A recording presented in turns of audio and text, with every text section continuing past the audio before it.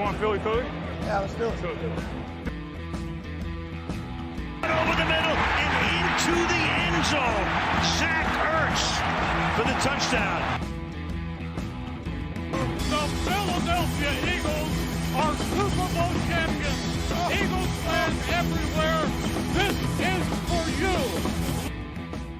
Et bonjour et bienvenue pour cet épisode 43 du Fly Podcast Fly. Une défaite, la première de la saison face aux 49ers, 17-11. On va avoir beaucoup de choses à dire. Grégory a préparé ses notes, je vois, il est studieux. Bonjour Grégory. Bonjour Victor, bonjour Loïc, bonjour à tous. Et Loïc a sûrement préparé ses notes aussi. Salut Loïc. Salut Victor, salut Greg. On notera que Grégory est donc un menteur. Il nous avait annoncé un 17-0 pour les Eagles en saison régulière. Voilà. Aïe. Déjà, les promesses non tenues. Au bout de seulement 2 semaines, vraiment, c'est terrible. Quelle honte. Bon, comme d'habitude, un petit récap du match. Et puis après, on aura beaucoup de choses à dire, je pense, sur celui-là. Donc, un premier quart-temps très défensif. Les 49ers n'avancent pas. C'est simple, ils font pas de first down, ou peut-être un dans la mêlée, mais globalement, pas de first down. Nous, on avance beaucoup en attaque, mais on ne convertit pas vraiment. D'abord, un field goal. Ensuite, un field goal manqué dans une série où on a vu un touchdown de Ray Agor annulé parce qu'il était sorti du terrain avant d'y revenir. Et puis, peut-être le tournant du match, et je ne doute pas qu'on y reviendra, là, j'expose juste comme ça. Passe de Hurt pour Watkins, 91 yards. On se retrouve très proche de la end zone. Passe interférence de Norman. Première et 1 à 1 yard de la end zone. Et on ressort avec 0 points, notamment avec un Philly special mal exécuté en 4e tentative. Mais enfin, on ressort avec 0 points. Et du coup, juste avant un mi-temps, on ne mène que 3-0 alors qu'on ultra domine ce match. Et qu'est-ce qui se passe à ce moment-là ? Énorme drive des Niners juste avant un mi-temps. 97 yards de mémoire. 7-3 pour les Niners. On est 4 points derrière à la mi-temps. Deuxième mi-temps, très défensif encore, sauf que cette fois, c'est plus les Niners qui ont l'avantage que nous, il faut le dire. Et à la fin du 3e quart-temps, ils font à nouveau un très gros drive qui se finit par un quarterback sneak de Jimmy Garoppolo. 14-3 pour les Niners. 17-3 même avec un field goal supplémentaire. Et c'est à ce moment-là qu'on va se réveiller. Jalen Hurts traverse quasiment tout le terrain à pied. On revient à 17-11. On n'a plus de temps mort. Il faut stopper les Niners. Finalement, les Niners passent grâce à des fautes et un délai et off-game éventuellement. Enfin, on ne le saura jamais vu qu'on n'a pas l'horloge du stade. Non, mais il y avait un faux départ par contre. Et du coup, le match se finit là et très frustrant. On finit à 17-11. Il y a du positif et il y a du négatif dans ce match. J'ai envie de commencer par du positif. Donc, du coup, je vais demander à Greg. Greg, qu'est-ce que tu as retenu en soi ? Non, tu peux partir sur du négatif si tu veux, mais quelle est la première leçon que tu as retenue de ce match ? Ça va être paradoxal, mais si on est optimiste, je suis content d'être frustré. Je m'explique. C'est qu'on a fait ce qu'il fallait la semaine dernière, on démarre bien. Je pense qu'on doit gagner ce match si on est juste sérieux. Voilà, ce match-là en étant sérieux. Je ne demande même pas d'être des génies. J'aurais voulu, et on va y revenir sur le coaching qui nous fait perdre le match, parce que c'est plus que les joueurs, c'est le coaching qui ne fonctionne pas. Et quand je dis je suis content d'être frustré, c'est que j'essaye de me ramener quelques semaines en arrière, qu'on ne savait pas du tout où on allait, qu'on ne savait pas du tout ce qu'on allait drafter, comment allait jouer Jalen Hurts, qu'on ne savait rien, on était dans le flou le plus complet. Et là, je me dis, être à 2 doigts, bon, c'est la NFL, être pas loin de battre les 49ers, on les a vraiment dans nos crocs, quoi. C'est-à-dire qu'à un moment, on mène 3-0, mais en vrai, il doit y avoir à minima 13-0 entre le field goal contré et cette action des 1 yard.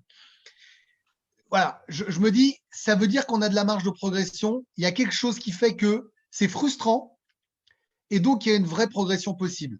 On aurait pris une rouste en étant nul avec des joueurs complètement dépassés, j'aurais été très inquiet. Je me dis que c'est pas si inquiétant et qu'on est sur la bonne voie. Voilà, il y a beaucoup de choses à bosser, mais il y a beaucoup de signaux positifs. Je détaillerai tout à l'heure. Moi, je vais pas répéter, je suis assez d'accord avec ça. Et je dis depuis le début des podcasts que cette année, c'est une année où on doit avoir de la progression des joueurs et du coaching staff. Parce que le coaching staff aussi est rookie.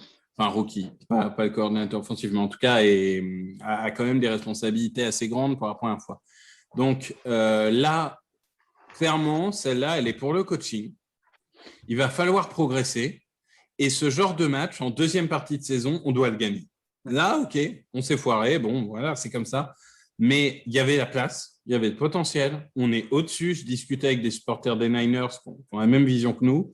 On ne peut pas dire qu'on s'est fait voler le match. On l'a juste perdu tout seul. Donc, ça, c'est des choses qui peuvent arriver dans la première partie de saison qui ne doivent pas arriver dans la deuxième. Loïc, une autre leçon du match pour toi? Ouais, entre le milieu du deuxième quart-temps et le milieu du quatrième quart-temps, on a vu qu'offensivement, en fait, personne. Le coaching a été mauvais, hein, mais malgré ça, tu n'as aucun joueur qui s'est sorti du lot en faisant un play pour changer le momentum du match à ce moment-là, puisque concrètement, en plus du drive juste avant la mi-temps offensive des Niners où ils remontent 97 yards, il y a aussi la blessure de Brandon Graham, je pense, qui a mis un coup sur la tête à tout le monde, puisque sa saison est terminée avec une rupture du tendon d'Achille. Oui, Brandon Graham, saison, et Brandon Brooks en injury report, on verra quand il revient. Quelle surprise, hein. Non, après, en fait, il n'y a eu personne pour faire un play, pour changer le momentum. On a bien vu en début de deuxième mi-temps, le public en première mi-temps, il était incroyable. Au troisième quart-temps, le public, il était éteint, quoi, parce que le momentum, il a totalement shifté et que tu n'avais personne pour faire un play, quoi. Oui, ça, c'est un des problèmes du public de Philadelphie qui abandonne vite aussi. Mais après, ça rejoint la patience et la progression. Oui. On a des jeunes joueurs. On ne va pas avoir à chaque seconde des superstars, on sait, qui vont nous permettre de le faire. Donc, voilà, je trouve que ça correspond à ce qu'on disait malgré tout. C'est une façon de le dire, mais c'est cohérent, quoi. Moi, je vais revenir sur la défense parce que j'ai entendu beaucoup le narratif qui disait oui, 0 turnover en 2 matchs. Alors d'ailleurs, on a 0 turnover en attaque et en défense. Hein, donc en attaque, c'est une bonne nouvelle, en défense moins, mais c'est la 3e fois de l'histoire que ça arrive. Moi, j'ai envie de dire que cette défense, on disait que c'était notre point faible. On disait qu'ils allaient se faire écraser toute la saison. Résultat, en 2 matchs, ils ont pris 500 yards en 2 matchs. Ils ont pris 23 points. Et dans la NFL moderne, quand tu limites une équipe des Niners à 17 points, tu ne peux pas me dire que la faute, c'est la défense. Dans une NFL moderne, quand tu prends 17 points, tu es censé gagner le match. Je suis désolé, mais il y a un moment… Surtout à domicile. Mais oui, mais il y a un moment, la défense, on peut lui reprocher de ne pas avoir fait de turnover. OK, si vous voulez. D'ailleurs, il y aurait sûrement dû en avoir un. Personne ne le fait, hein, tu le fais tout seul. Non, j'ai vu beaucoup. J'ai vu beaucoup dans les insiders et tout qu'on n'a pas shifté de momentum à cause de ça, etc. Mais la réalité des choses, c'est que quand même, cette défense, moi, tu m'aurais dit avant le début de la saison, sur les 2 premiers matchs, on prend que 500 yards et 23 points. Moi, je signe direct. Hein. Oui, sauf qu'on va nuancer un tout petit peu sur ce match-là. Enfin, je vais le faire. Il y a ces 2 drives de 90 yards qui ne ramènent pas forcément que des touchdowns, mais qui bouffent tellement de temps que c'est pour ça aussi qu'ils ne marquent pas plus de points. C'est qu'ils prennent le temps, ils construisent, on les ralentit, mais on ne les stoppe pas vraiment. Voilà. C'est sûr que sur les stats, ça fait que 17 points, mais c'est un ralentissement qui fait qu'on n'en prend pas davantage et qui leur permet de bouffer le temps. Tu vois, c'est sûr que le contrôle de l'horloge de Shanahan, c'est toujours quelque chose. Et on aurait certainement pris un peu plus si Garoppolo avait été un peu inspiré parce qu'il en avait lancé des Garoppolo en première mi-temps, oh là là. Il en a loupé quand même des receveurs qui étaient libres. Ah ouais, non, mais 2-3 fois, il la lance 1 mètre au-dessus du receveur, c'est assez inexcusable. Non, mais là, pour revenir sur la défense, il va falloir voir là sur les 4, 5, 6 prochains matchs même. Parce que là, tu vas jouer Prescott, Mahomes, Brady, l'attaque des Panthers qui tourne pas mal. Les Raiders, ça tourne pas mal aussi en attaque. Donc, on va voir. On va avoir quelques nuits agitées. Hein. Bah, de toute façon, on le sait, hein, notre première moitié de calendrier est super dure. Je veux dire, Buccaneers, Chiefs, Cowboys, Panthers, tout ça. La deuxième partie sera quand même beaucoup plus simple. Mais bon. Après, il y a un truc. il y a un truc quand même. C'est qu'à aller à 3 secondes près, tu bouclais 6 cartons sans avoir pris de touchdown. Bon, eh ben, on n'aurait pas mis un centime dessus au début de saison. Non, mais c'est ça, ça a tenu. Bon, on va ouvrir notre segment préféré, parce que c'est quand même la grande question de la saison. Jalen Hurts est-il le quarterback de l'avenir? On n'aura pas de réponse définitive après ce match. Hein. Mais quels éléments vous tirez de ce match? C'est-à-dire qu'il y a eu une très bonne première mi-temps. Enfin, à mon avis, vous me direz si vous n'êtes pas d'accord, mais globalement, une bonne première mi-temps. On a vu des beaux lancers deep. Alors oui, il y en a un qui est très underthrow, mais globalement, on disait il n'a pas fait de lancer deep contre Atlanta. Là, il en fait un pour Reagor, c'est touchdown. Il en fait un pour Watkins, c'est 91 yards. Enfin, il fait des beaux lancers. En deuxième mi-temps, est-ce que c'est sa faute? Est-ce que c'est la faute du coaching? Est-ce que c'est la faute des Niners qui bouffent l'horloge? Il ne complète pas une passe pour un receveur. Sa dernière passe pour un receveur, il reste 7 minutes dans le deuxième quart-temps et il fait quasiment tout avec ses pieds. Donc, Greg, après ce match, après le premier match, on était évidemment très confiant. On nuance un peu après ce second match, mais toujours confiant. Est-ce que tu as vu des points d'amélioration? Je nuance pas du tout. Non, je nuance pas. Je maintiens que je le trouve très bon. Voilà, vraiment très bon. J'ai confiance en lui. Moi, je trouve que il y a des défauts, hein, ces lancers qui sont un peu systématiques, tout ce que vous voulez, mais je laisserai, j'imagine, Loïc et toi-même rentrer davantage dans les détails. Mais moi, je le trouve vraiment très bon. Je trouve que le blitz sur lui ne marche pas. Il est capable, il est toujours capable de nous sortir des situations où avant Wentz ne pouvait pas. 3e et 11, il peut courir. 3e et 7, il peut courir. 2e et 4, il va courir. Moi, je maintiens qu'il y a un coaching qui a été défaillant et également en seconde mi-temps parce que il y a eu très peu de démarcation des receveurs. Alors moi, je veux bien qu'il n'y ait pas de passe complétée, mais pour lancer une balle, il vaut mieux éviter une interception. Il faut que les mecs soient un peu libres, ce que j'ai pas trop vu. Ensuite, les plans de jeu les play calls n'étaient pas trop faits pour ça. Non, je lui en veux pas. Je sais que Loïc voulait des dips la semaine dernière. Il avait raison. On a vu qu'il savait faire. Maintenant, il faut que tout se structure. J'ai pas senti un problème physique en deuxième mi-temps, comme l'an dernier où il y avait moins de lancers. Moi, je sens pas ça du tout. Je le sens capable de nous faire revenir dans le 4e quart-temps, alors que ce n'était pas le cas l'an dernier. Donc, je ne dis pas que tout est rose, mais je dis que tous les voyants sont encore en vert, en progression, qu'on ne peut pas tout lui demander à partir du moment où ça joue à 11 avec un coaching qui doit être bon et qu'il était un peu seul. Ouais, moi, je maintiens, il était un peu seul. Loïc, est-ce que tu es d'accord avec ça ou est-ce que, évidemment, tu vas être pessimiste, nous expliquer pourquoi il est nul? Non, c'est pas qu'il est nul, mais on voit des limitations, que ça soit pour lui, mais aussi pour le système de jeu mis en place. Greg, tu te dis, ouais, il peut pas lancer parce que les receveurs ne sont pas démarqués. Ouais, mais c'est la NFL. Tes receveurs, ils peuvent pas être démarqués à chaque snap. Donc, c'est déjà un truc qu'on avait plutôt remarqué l'année dernière quand il avait joué, c'est qu'il va pas trop lancer des 50-50 balls, tu vois. Et ça, c'est vrai qu'il est un peu... Ça, il est moins téméraire que Wentz, je te l'accorde. Là où Wentz, on l'a vu, dans ses années phares, Wentz était énorme là-dedans. On l'a vu l'année dernière. Ouais. Moi, c'est bon, j'ai vu. Non, mais je suis d'accord avec ça. Tu as raison. Mais je pense que ça fait partie de la stratégie de prenons pas de risques, lui bousillons pas des stats avec ça. Ça peut être regretté et tu as raison de mettre le doigt dessus. Je pense que c'est un peu tôt pour être définitif sur ça. Ouais, après, oui, vas-y, pardon. Et après, surtout, on voit qu'il y a des tendances qui se dégagent quand même si ça fait que 6 matchs titulaires. Tu vois que le milieu du terrain, c'est pas trop son kiff. Qu'il a plutôt tendance à lancer majoritairement sur sa droite. Ce qui est le cas de la plupart des doubles menaces mobiles. Hein. Oui, c'est sûr. Mais après, on l'a vu hier en deuxième mi-temps. Va falloir trouver d'autres solutions si tes receveurs ils ont pas de séparation, quoi. Parce que sinon, des mi-temps comme la deuxième mi-temps comme dimanche, on va en revivre encore et encore, en fait. Ouais, mais c'est pas que son souci pour moi. C'est pour ça que je t'ai dit au début, j'ai dit ce n'est pas que lui, c'est le système. Ouais, c'est ça. T'as raison, mais tu veux dire faire jouer davantage des tight ends, essayer de trouver un vrai HB qui va te permettre de performer ces 1 yard. Oui, mais après, je trouve qu'aussi sa connexion avec Davante Smith sur ce match était un peu off.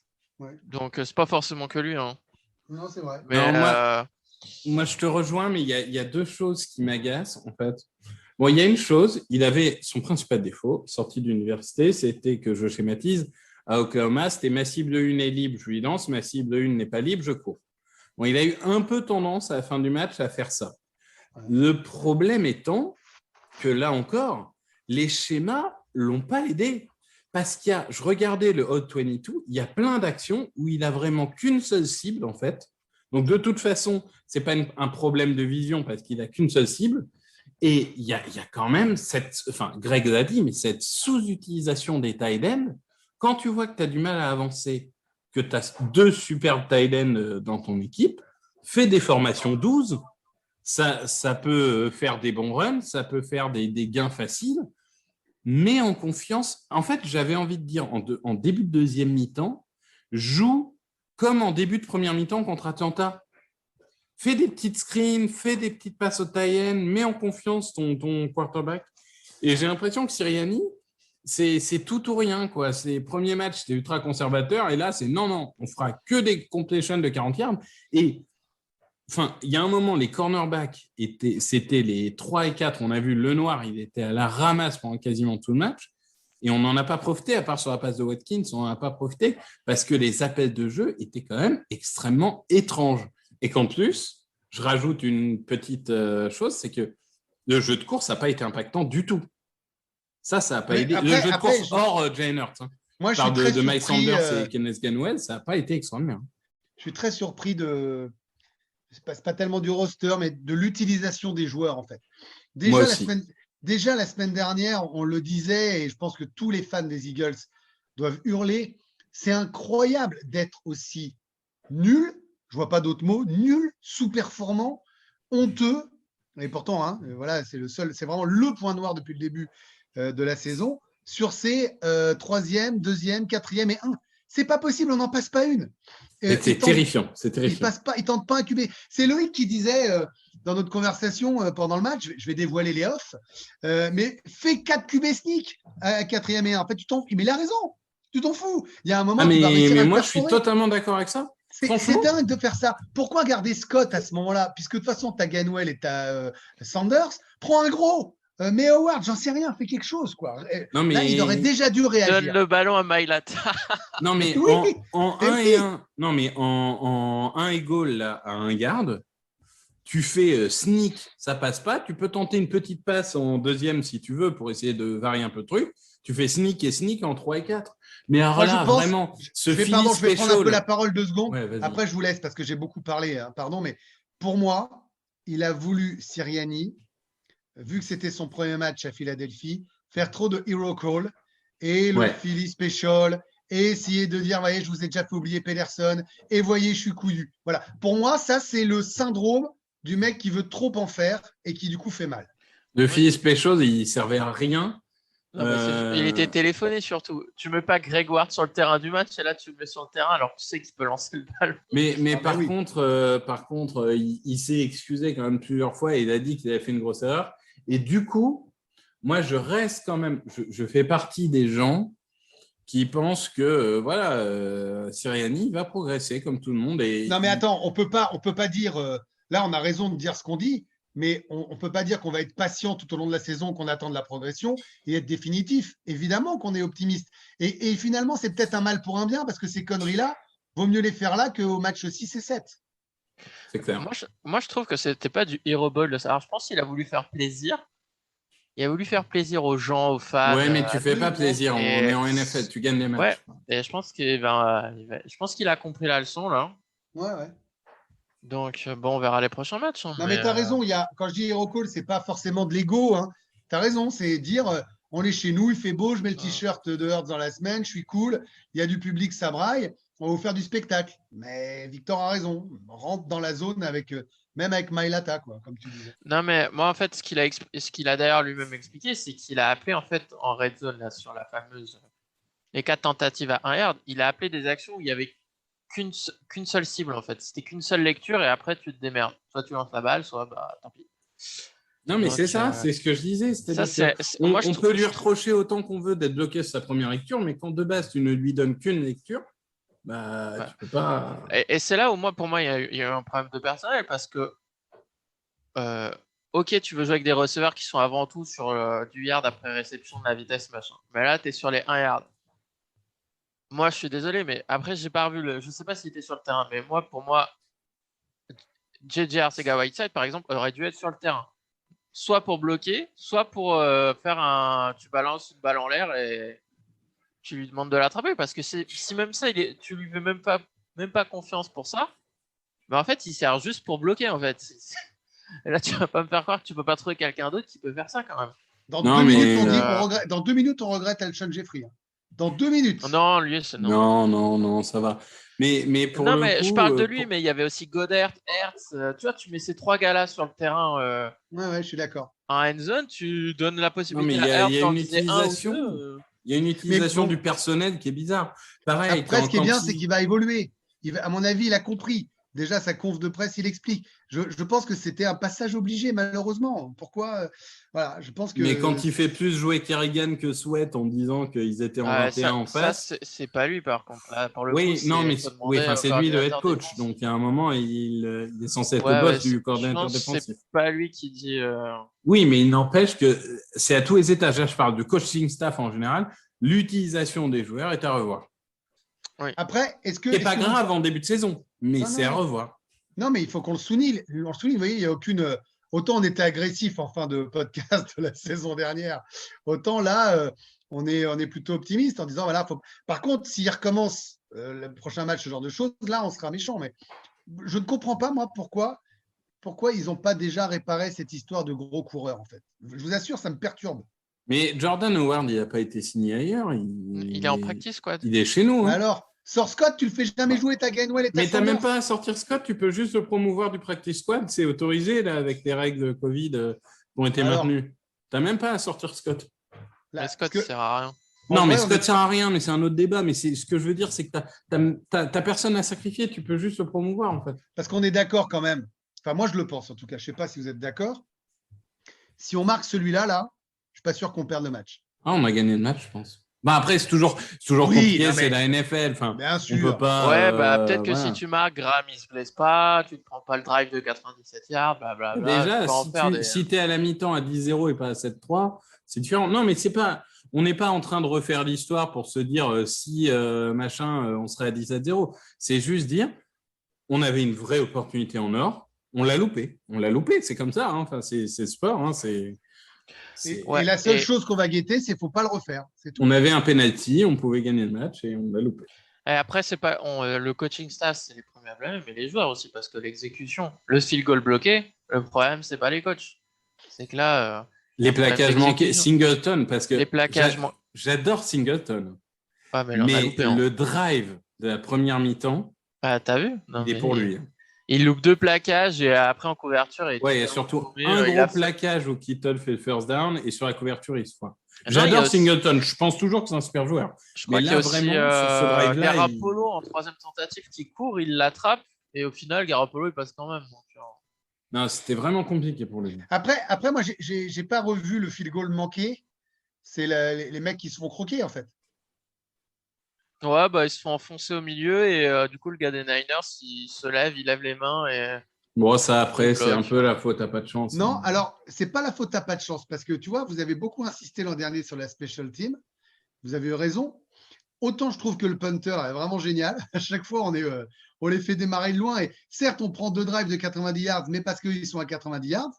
Mais je trouve qu'il n'y a pas de retour de punt. Il n'y a pas de. Non, il n'y a pas d'explosivité. Il n'y a pas de bon field goal. Je trouve que c'est pas mieux alors qu'on a changé le personnel.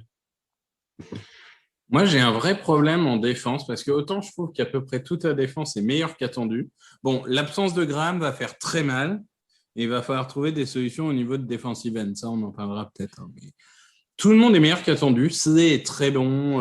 Les linebackers sont meilleurs qu'attendus, etc. Est-ce qu'on peut parler du gros débilos ou... Après, on va parler du gros débilos. Mais est-ce qu'on n'a pas un Fletcher Cox qui est encore une fois très absent, un peu comme en début de saison dernière? Si. Moi, je n'ai pas l'impression que Cox il fasse vraiment la différence. Enfin, la star de cette défense, enfin les 2 stars pour l'instant, c'est Slay et c'est Hargrave. Hein. Ouais, je dirais même que Hargrave parce qu'au final, Slay. Bon, Slay, t'as vu ses stats encore là, sur la saison, il a pris 20 yards et il y a un racing de 40. Ils évitent de le viser, c'est normal. Ils prennent pas le risque. Ouais, mais ça veut dire qu'il joue bien aussi. Oui, mais ça, tu vois, Loïc, tu as raison. Parce que le truc, c'est que c'est aussi la zone d'influence. C'est aussi le fait d'être tellement craint des autres que tu ne peux pas avoir d'interception ou de blocs. C'est comme les mecs ne lancent pas sur toi, en soi, c'est une victoire. C'est des stats invisibles, en fait. Et moi, je trouve que cette influence-là, elle vaut de l'or. Hargrave, qui est 3e de PFF, derrière Cameron Hayward et Aaron Donald. Donc, on peut dire quand même du gros bonnet. Hein. Mais après, je pense qu'une grande partie de la performance d'Hargrave aussi, c'est parce qu'il y a Cox. Je pense que c'est un rêve Cox. Oui, c'est vrai aussi équipes adverses, ils vont lui mettre 2 joueurs dessus. Oui, et c'est ça. coup, Cox est double team et finalement, je suis un peu méchant avec Cox parce que ça permet sûrement à Hargrave de s'exprimer. Non, mais c'est sûr que vu ce qu'il est payé et vu le statut qu'il a, tu t'attends à ce qu'il arrive à produire, certes pas au niveau d'Aaron Donald quand il est double teamé ou triple teamé, mais qu'il arrive quand même de temps en temps à faire un play qui change le momentum, tu vois. Mais pour le moment, c'est vrai que depuis le début, sur les 2 matchs, c'est plutôt les autres defensive tackles qui en profitent. C'est ça. Et du coup, en restant sur la ligne, donc defensive end. Donc, depuis notre dernier podcast, Josh Sweat a prolongé pour 3 ans et 40 millions de dollars. Donc, lui, il est titulaire. Bon. Enfin, normalement, il devrait l'être. Faut prévenir les coachs parce que Oui, mais normalement, il devrait l'être. dimanche. De l'autre côté, théoriquement, c'était simple. C'était Brandon Graham. Sauf que Brandon Graham, du coup, il n'est plus là pour la saison. Ce qui nous laisse en option Ryan Kerrigan. Qui est cramé. Enfin, qui donne l'impression d'être cramé. Donne l'impression clairement d'être cramé sur ce match. Mais après, bon, c'est qu'un match. Derek Barnett, le gros débilos. Et éventuellement d'autres solutions comme Patrick Johnson ou comme Matt Leo en practice squad. Milton Williams. Ou Milton Williams, il est defensive end. Loïc, j'aimerais juste que tu nous parles 2 minutes et après je redonne la parole à Greg, mais de Derek Barnett, qui donc, alors qu'on va... Garoppolo fait un fumble qui finalement sort. Ils vont avoir une 3e tentative très compliquée. On va pouvoir récupérer le ballon pour gagner le match. Et Derek Barnett, un peu à l'image des Packers il y a 2 ans, voilà, il défonce par derrière un joueur qui n'a rien demandé. Je ne sais plus qui c'était honnêtement. Je pense que c'était Trey Sermon peut-être, mais il défonce un running back qui il n'est même pas à côté du ballon. Il est à 10 yards du ballon.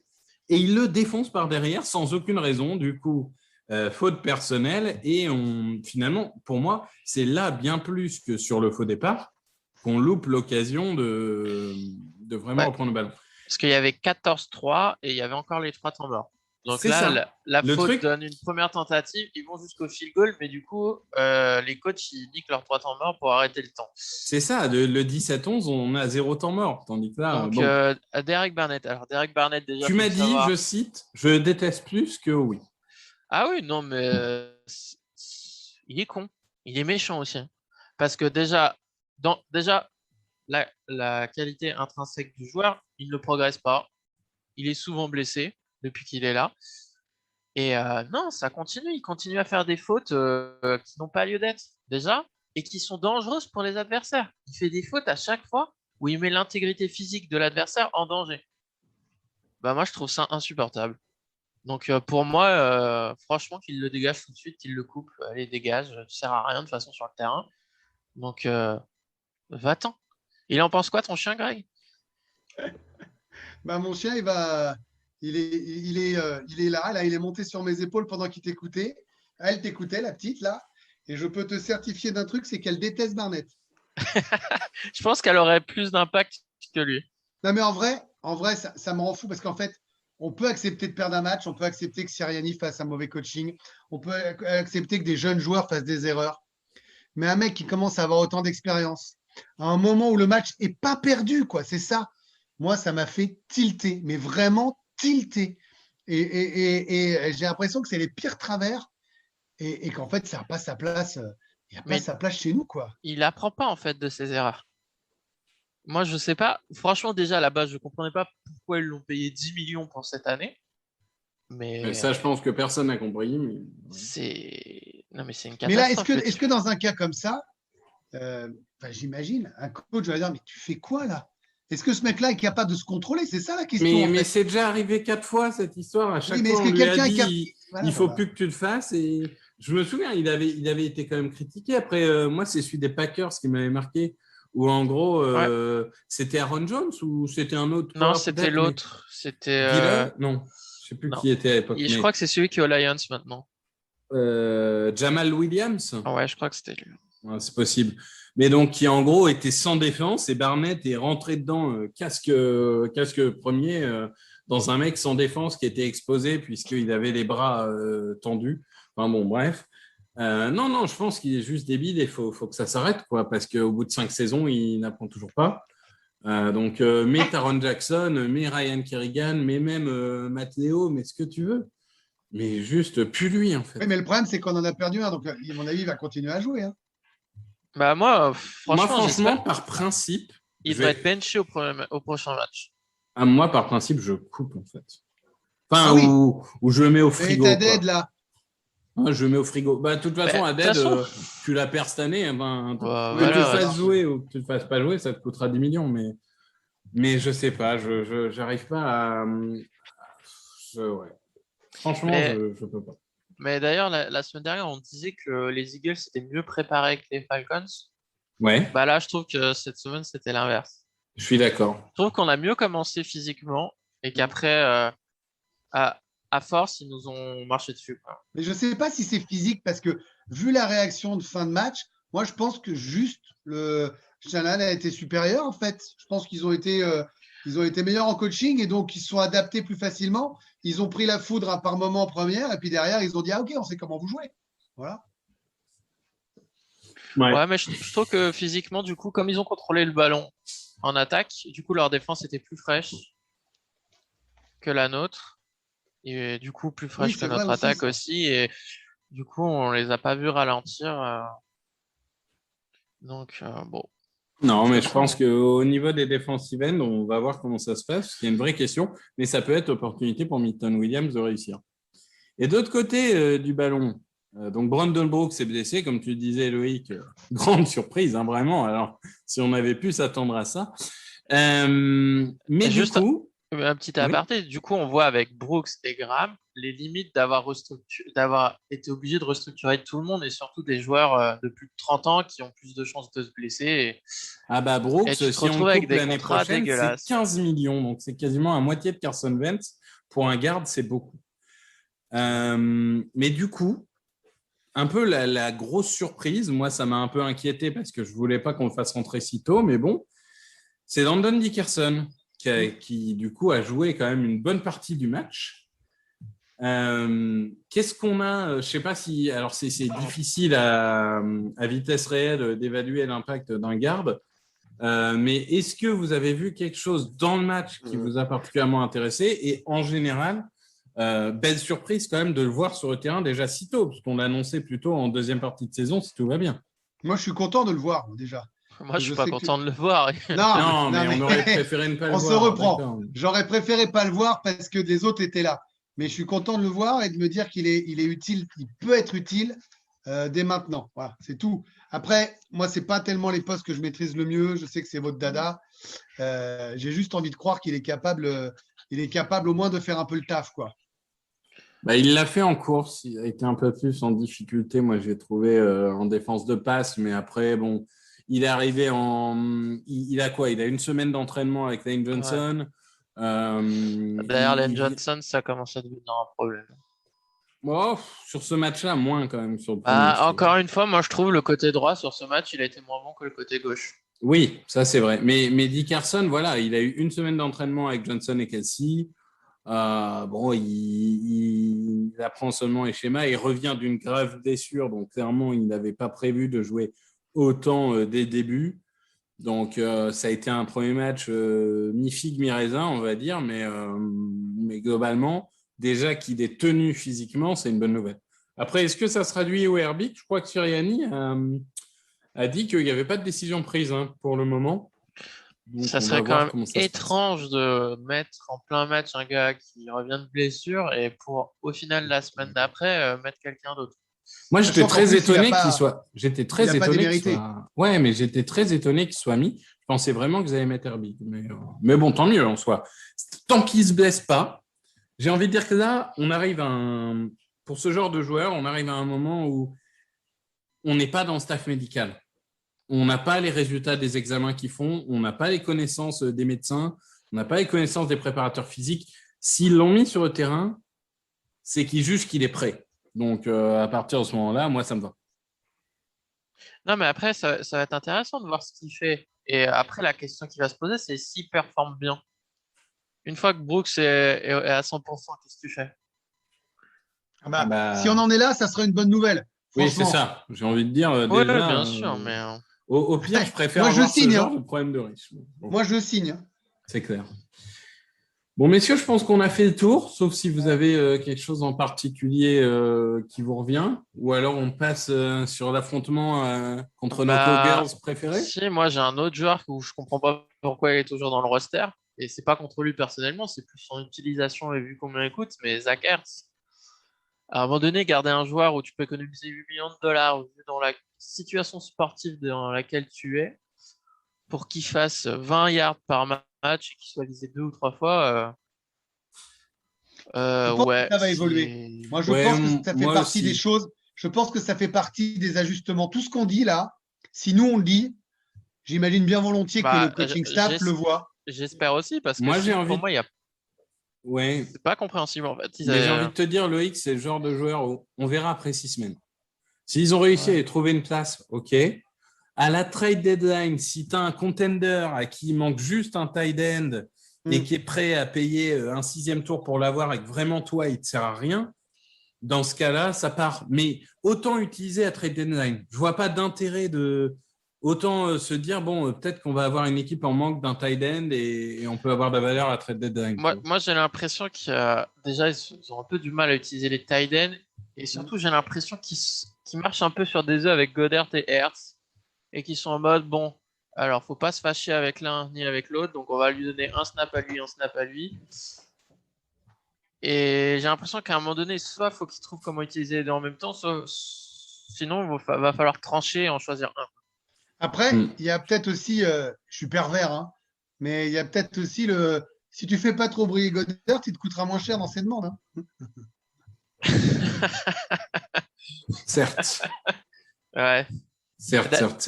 D'ailleurs, Hertz qui est sur la liste Covid puisqu'il a eu un test positif.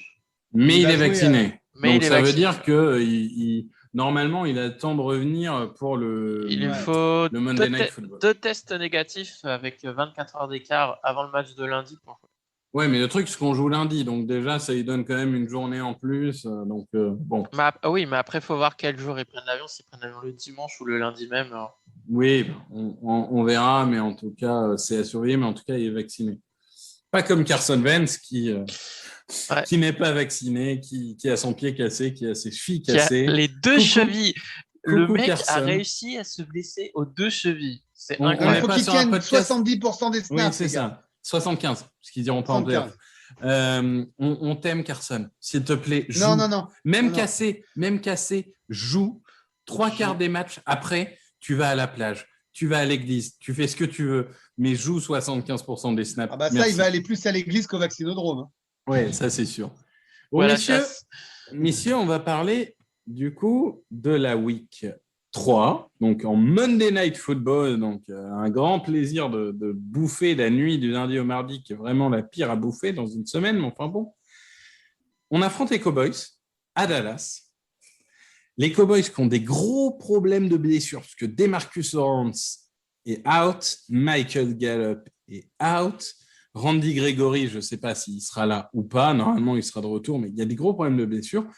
Mais cette équipe a été plutôt bonne sur les 2 premières semaines. Ils perdent d'un cheveu face aux Buccaneers. Ils affrontent les Chargers, on dit vous allez voir, ça va être compliqué et tout. Alors ils prennent une valise de yards, mais ils réussissent à faire les turnovers, etc. qu'il faut pour finalement limiter Justin Herbert. Et ils gagnent ce match 20-17, je crois, de mémoire. J'ai vu en direct. Un field goal à la dernière seconde. Oui, d'un field goal 56 yards de Greg Zuerlein. Donc, cette équipe des Cowboys, on ne va pas se mentir, hein, elle est favorite. Elle est favorite et je vais aller plus loin. Je le dis déjà dès la 3e journée. Ce match, c'est le tournant de la saison. Oh, en NFCS, tu veux dire Bien sûr, ouais. en NFCS. Je le pense sincèrement. Ah bah si on gagne à Dallas, là… Si on gagne à Dallas, ça va être un peu comme la victoire qui nous fait gagner contre les Giants quand on file au Super Bowl. Je ne dis pas qu'on va gagner le Super Bowl, hein, soyons très clairs. Je dis juste que vu ce qui nous attend comme calendrier derrière, et pour prendre un peu d'avance sur eux, Il est hyper important, celui-là. Alors, Bah, je moi, pense il y a- que tu le perds, mais bon.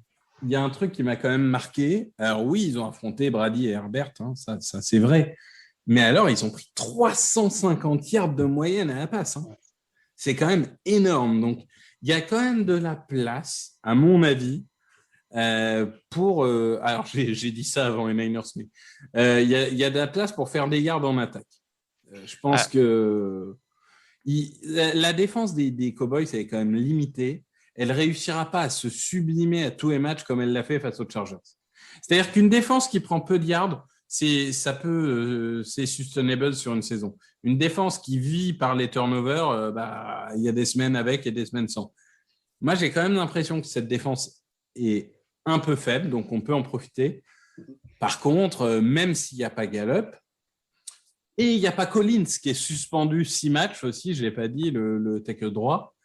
Bon, malgré ça, on a quand même une probabilité de se faire ouvrir par cette attaque des Cowboys. Parce que Elliott, Pollard, Prescott, Cooper, D'accord, mais CeeDee Lamb, etc. On a réussi à résister. On n'a pas joué. Oui, on a dit qu'on se ferait ouvrir par les 49ers. Finalement, bon, Kittle, moins de 20 yards d'ailleurs. Et puis c'est des matchs tellement différents, c'est tellement des rivaleries. Enfin, soit ça peut finir en énorme branlée, soit ça peut finir en match de légende. Enfin, c'est vrai que par définition, les matchs de division et encore plus les matchs de NFC Est sont très souvent bizarres, on va dire. Ah, mais il était magnifique le Giants Washington Football Team de la semaine dernière. Il était magnifique. J'ai regardé ça au matin, j'ai bien rigolé. C'est un autre débat, mais il était magnifique. J'ai bien rigolé. Non, mais attends, le mec qui tape le field goal pour la victoire, c'est loupé, ils ont gagné le match. Ouais. Ah bah non, hors jeu. Allez. Bon, par contre, on a quand même une revanche à prendre, hein, messieurs, parce que je rappelle quand même que c'est un des moments dont je crois que je me souviens le plus l'année dernière. Je ne sais pas si vous vous en souvenez, mais c'est fin de saison. On peut encore gagner la NFC Est. Et là, on mène 14-3 très rapidement, avec notamment, je ne sais pas si vous vous souvenez, une passe de Jalen Hurts pour Deshaun Jackson de 80 yards. On est tous là, c'est bon. Jalen Hurts, sauveur, on a gagné la division, c'est fini, machin, remballe et tout. Et on a perdu 37-17 ce match. Mais on n'a pas la même défense et l'attaque n'a pas la même maturité. Non, ça ne veut pas dire que ça ne va pas se reproduire, mais ça veut dire que c'est quand même très différent. Bien sûr, mais il y a une revanche à prendre, quoi, parce que moi j'ai envie de dire, tu peux le perdre celui-là, mais sois dans le match, quoi. Joue jusqu'au bout et sois dans le match. Non, moi j'ai envie de dire, faut pas le perdre celui-là. Non. On verra. Non, mais c'est sûr que si tu perds celui-là, vu le calendrier après, ça va être, en termes de résultats, ça va être très long. Mais, par contre, pour avoir vu le Cowboys Chargers à vitesse réelle et en entier, Zach Martin, un jour, il faudra se poser et parler de lui au Hall of Fame quand même, parce que déjà qu'il est All-Pro toutes les saisons, mais même à son âge, là, c'est ce qu'il fait, c'est absolument démentiel. Un petit prono? Un petit prono. Oh, et Loïc qui prend son petit bébé pour faire le prono. Il n'y a pas de Body Eagles cette fois-ci, donc un peu déçu, mais... Elle a porté dimanche, mais cette fois, ça n'a pas porté chance. Voilà. Du coup, elle portera Body Cowboys en punition. Loïc. Je l'aime, ma fille. Oui, on te souhaite. Donc, je ne vais pas lui donner un truc des Cowboys. Bon, messieurs, un petit prono. Loïc. 31-17 pour Dallas. Très bien. Moi, par qu'il pleuve, qu'il vente... 3 matchs, 3 défaites annoncées.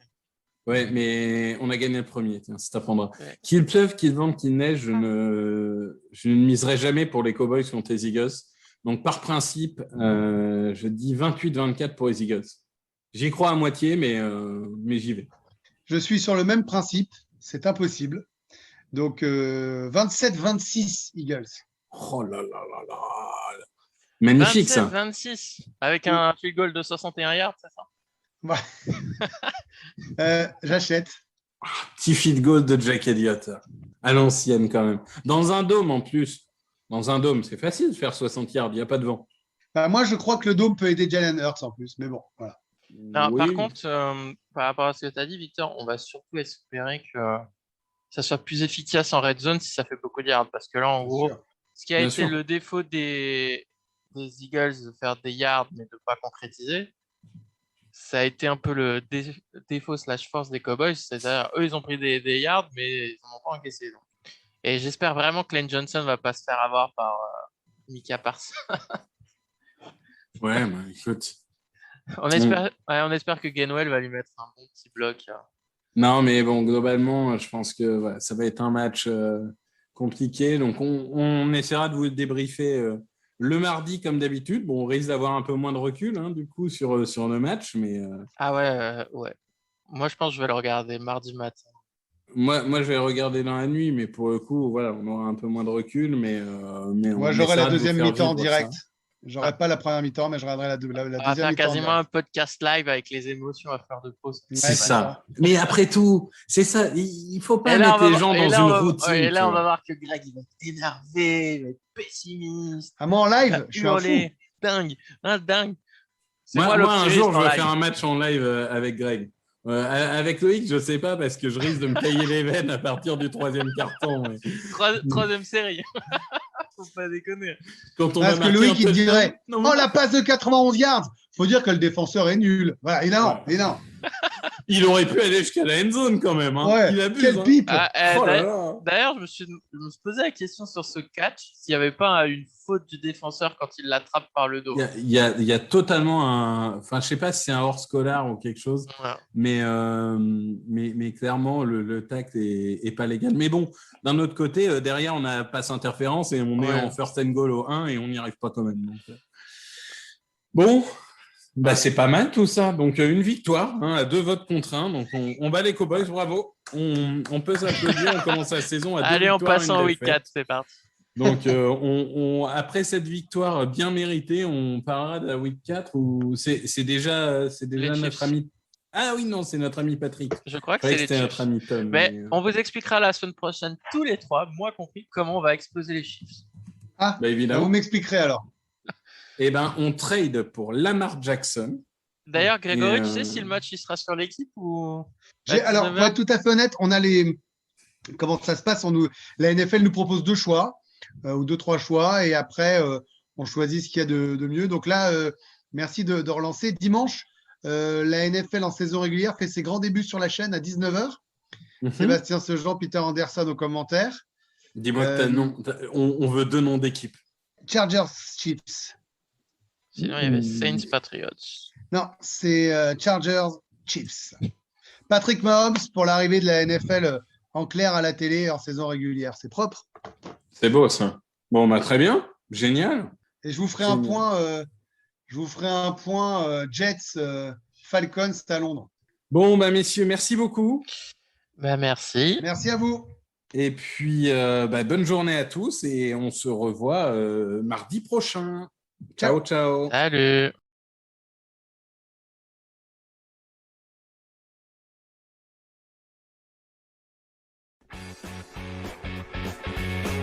Open with a throw and a pass